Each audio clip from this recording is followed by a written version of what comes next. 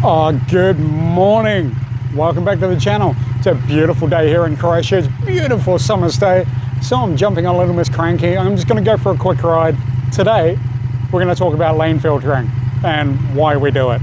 So I'm going to jump on the bike, head down the road, go find a nice little spot where I can have a talk to you and tell you all about lane filtering and why we do it.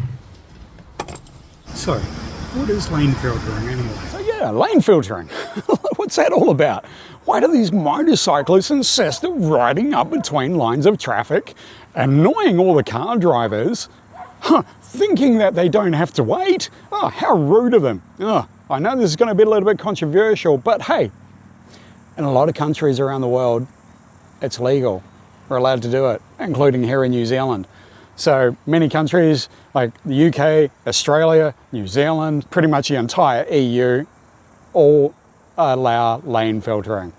Okay, so yeah, that annoying practice of us splitting up between cars at traffic lights, that's legal. Lane filtering explained is where a motorcyclist or a cyclist is allowed to work their way up through lines of stationary traffic or slow moving traffic. So here in New Zealand, it can't be any more than 30 kilometers an hour or stationary, so stopped.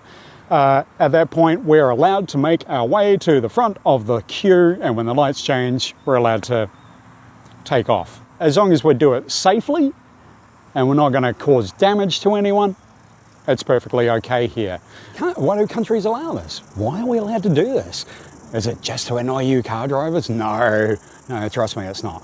There's been several studies done on this. The safest place for a motorcyclist or a cyclist to be in a line of traffic is at the front. So for that reason, we're allowed to filter our way to the front and take off. Now, one of the largest causes of accidents for motorcyclists is being sandwiched between two cars. So imagine a car, a bike, and a car sitting stationary in a line of traffic.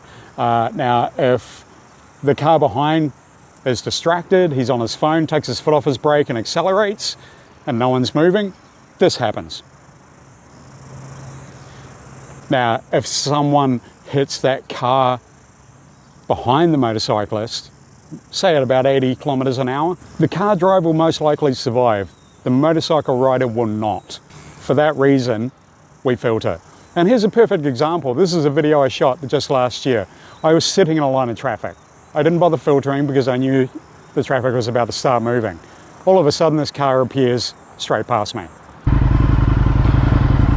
As you can see in the video, I couldn't believe it. I didn't know what was going on until I looked at the footage when I got home and saw her on her mobile phone. Now, if she had been a couple of feet to the right, there's no way I would have walked away from that one. I would have been very seriously injured and my bike would have been written off. Perfect example of why motorcyclists are allowed to filter. And in some countries in the EU where it's legal, it's actually expected for motorcyclists to filter for those safety reasons. And in South America and Brazil, they have actually just started putting in motorcycle filter lanes. So they're basically lanes for motorcyclists in the middle of the road so they can have a clear path all the way through and less chances of an accident. So what to do? You know, if you're in a car and you see a motorcyclist coming up behind you, don't freak out, don't get angry, don't do something silly like open your door or anything like that. All you're going to do is cause further injury to a motorcyclist, and at that speed, generally they're not going to be too injured. They're going to be very angry. If you can, move out of our way a little bit. You know, if you're worried about your mirrors getting scratched or your car getting scratched, just move over a little bit, especially in countries where it is legal. And motorcyclists are always going to be filtering and splitting. In a lot of states where it's not legal in America, they still do it anyway because it is a safety issue. And motorcyclists, and we're all about our own safety and getting home at the end of the day. Simple as that. So there you go, folks. That is the reason why we lane filter. Well, for the majority of us anyway. A lot of us do it just because we do enjoy it. I'm not going to deny that. There are many out there who do love to lane filter. I do enjoy it. You know, I do it for safety reasons. But to be fair, it is kind of fun. If you want to experience it, get on a motorbike and go filter and you'll see what I mean. But hey, I hope you really enjoy this and I hope you found it informational. You know, look, like I said, we don't do this to annoy people. We do it for our own safety. And I hope you can appreciate that. Next time you see a motorcyclist filtering, it's because we want to live. So thanks for coming along and having a listen. And I hope you have a bit of an understanding of lane filtering now.